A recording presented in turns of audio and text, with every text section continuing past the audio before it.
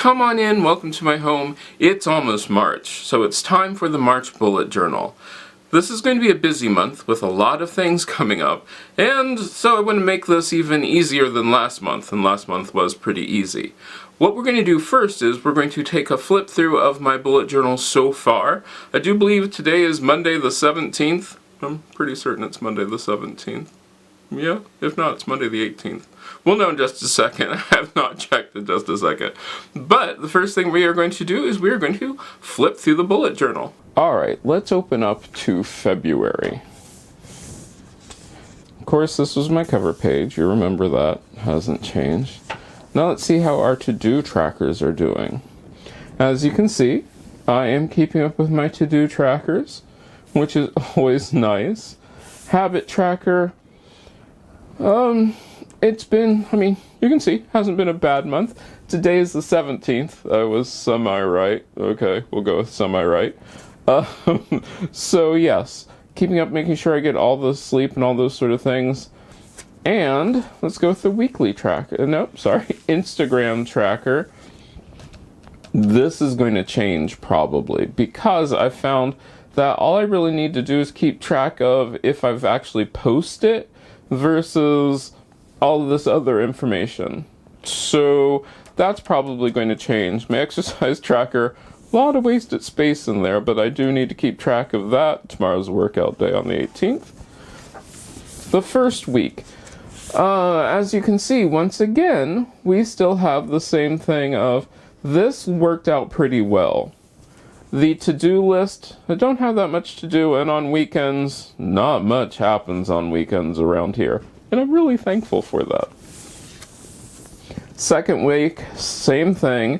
Still not a lot happening, but we do have a few things happening over the weekend, but still, once again, not a whole lot happening. And then we're on to this week, which, once again, you see a few things, but you're seeing a reoccurring theme. Weekends are still sort of dead, and this part works out really well.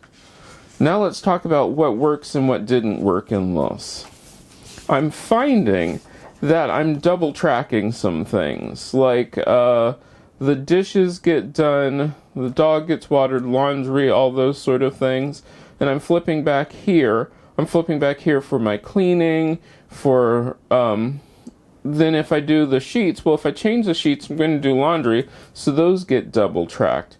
If I do the cardio and then the weights, it gets tracked over on the exercise. So there's some things, and then I have this whole thing like the trash. Oh look, hey, the trash got done, but I don't need the full calendar. Same thing with the plants. I have to figure out a better system for this. My sleep tracker, I never go back and look at this at all. Like, never ever do I go back and look at this. So that might actually go. Well, I know that's going to go. And then also my mood tracker, while it's pretty, it's another one of those things that once I've filled it in, I don't use this information ever. Like, ever. So I think in March we're going to do something, well, no, in March we're going to do something completely different. But let's talk about that for a second. Okay, so we've seen the February bullet journal, and we've seen where we need to make some changes. And like I said, a lot of this comes from putting tasks into their own tracker, which doesn't need to happen. The things I like to really keep track of is the water. I like to keep track of that. And then everything else realistically is a task. So instead of doing them as their own trackers, they're going to go into the taskbar. Also, the weekend, I'm going to change that. We're going to change that around a lot. But to do that, we have to get started. This month is going to be very simple with our overall color theme of green because it is coming up spring, and I know I'm going to be super busy with Mom's birthday is in March, and we have St. Patrick's Day, and then spring cleaning, daylight savings time, Yeah, so it's gonna be super busy, so this really needs to be a super simple, easy to use tracker, or easy to use bullet journal. So let's get over to that, and we'll start with the speed through. Yeah, we'll start with that. Time lapse, there we go. Start with a time lapse. Let's talk drawing out our bullet journal. We are starting with March in a stylized lettering using just our regular pens, and like I'll tell you later on that all the equipment that I use is listed down below. And I thought this month, instead of doing just plain green, I thought I'd go with sort of like a stylized lime kind of look, which I wasn't sure how this would go, but I think it went pretty well. I don't hate it, put it that way. I actually sort of like it, and if you're wondering where the seeds are, those will come in later. Now, I am using multiple colors of green to get that sort of lime kind of look, and for the lime part of it, the full lime, I guess you would say, which is not the slice, I am actually using just multiple colors in spots, because if you look at a lime isn't just one solid color, it has multiple colors. Now I'm using the whiteout to actually make the seeds for the lime. Then we're going to put in our 2020, just the date. Now we put in the calendar. My calendar is not absolutely perfect. It does have the right dates on there. Now the big thing to remember about when you are doing all of these things is always make sure that they work for you. If you need to move your bullet journal book, move it around. Make sure that when you're writing down your dates, you can write them down. All of the dates that I put in the special dates, like my mom's birthday on the 2nd, the 8th is Daylight Saving Time, the 17th is St. Patrick's Day, and the 19th is the first day of spring. I put those in a different color, and I correct any problems that I had on there. Now we are on to our weekly. And the weekly, I thought I would do just a simple stylized kind of lime slice. Now when I go in to do these lines, I try to put in the lines first, moving them around where I need them, simply because that is one of the things which I've found. If you put in your lines first, then you know where you can put everything else. Now your tiny little lines don't have to be done with a ruler. You can, but you don't have to. But I found that I like that. I just like to do that at times if I have that. The calendar I am putting in, this is where I make a mistake, and I thought I would do it in a certain way, like doing the bottom one first, doing the week.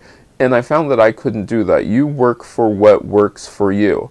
Now I'm putting in all of the tasks that get repeated, and I mean these get repeated all the time. So I'll put in those tasks quite quickly and quite easily, and I like doing it that way simply because it is one of those things that you can just do simple, fast, no problems, and there you go. Now we're putting in my cleaning schedule. My cleaning schedule does stay the same pretty much throughout this, and I like that, but the weekly is easy to. I'm not going to bore you with the whole watching me do this really slow, even though that was fast, it was sort of slow. So I'm going to speed up this part where I go through and do the weeklies, because they are all exactly the same, except for the last one. When we get to that, I'll let you know. But putting in these lines, just like before, putting them everything in as quickly and as easily as I can, simply because I really do have to read this, and it really does need to work for me. If this setup does not work for you, change it. Feel free to change it. Feel free to take any bits and pieces of any sort of bullet journal video that you see, any bullet journal layout that you see, and make it work for you. If you are not a person who can doodle, likes your doodles, that sort of thing, remove them. Don't put your doodles in there. They don't have to be in there. The one thing I do love about my Archer and Olive bullet journal is the fact that the paper is really thick. That makes it handy. But there are a limited number of pages, so that is also an issue to think about. Now, when I go in and put the calendar in, I do like to have that extra date in there where I can look at the highlighted week and say, oh yeah, this is that week, this is what's coming up. And that does make it handy, and it also gives me the ability to look at things very, very quickly. And I like being able to look at things going forward and saying, oh, okay, that makes a lot of sense. That's where that can go. And then about right now, we had a slight complication, and it happens just about here. Ooh, hand cramp. Ooh, writing all those letters that hurts. Hand cramp. Alright, let me get back to this. Ooh. Alright, I will work through the pain. Let's finish up with this. So now you see that the dates are going in there for the last full week, and this is really important. The last full week, you have to decide how you're going to handle the week coming up at the end of the month, because I did it with the actual week being in the month because I did not like how February does not do that, even though there is only one day in March. But you have to decide that. Then I put my exercise, and that is up to you what you're going to put on there, but I like having the blank page just in case I decide not to do that. We are done with it. Let's take a quick flip through and see what it looks like. Let's start off with our cover page. On our cover page, we have just the regular month with the days highlighted, everything from my mom's birthday to daylight savings time, St. Patrick's Day, and the first day of spring. All of those will play a significant role in everything that I have to do this month. Now on to our weeklies. And all of our weeklies take the same layout, with just like we did before, we have, of course, enough space for me to put down events and specifically day tasks that will come up. Now, I also included on the weekly a spot for me to put in my water.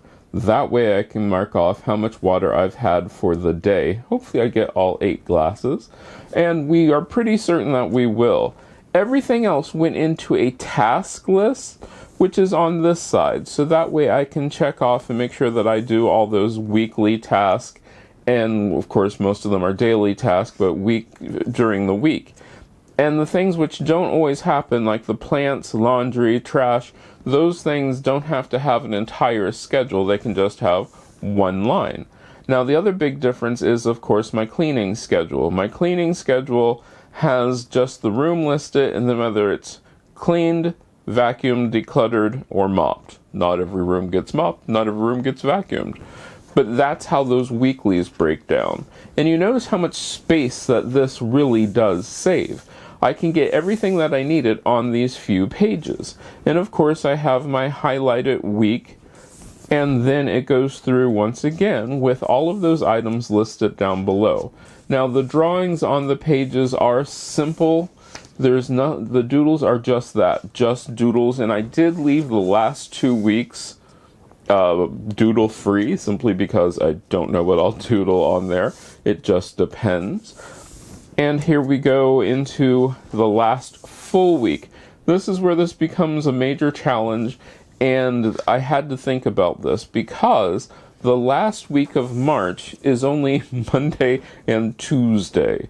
Now, I will be cleaning on Tuesday, so I might put in my cleaning schedule over here. I might not. We'll have to see. And then we have my exercise, where I can write down how many reps I did and how much weight that I've used. But these are the simple things, and this one is very minimalistic. This one is more just about the writing and less about any of the pictures. So that's it. That's our final March bullet journal. Not our final one, but that is our March bullet journal. I think I'm going to like this. We'll have to see. I might go back to the trackers. I might not. I might try a whole different layout for next month. But this one really is as minimalistic as I probably will ever go now.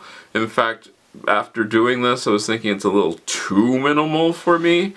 But we will have to see what happens. Let me know down in the comments if you like that. Now, if you're interested in some of the items that I used to make this, those are all listed down below in the description. Also, if this is your first time here, remember to subscribe.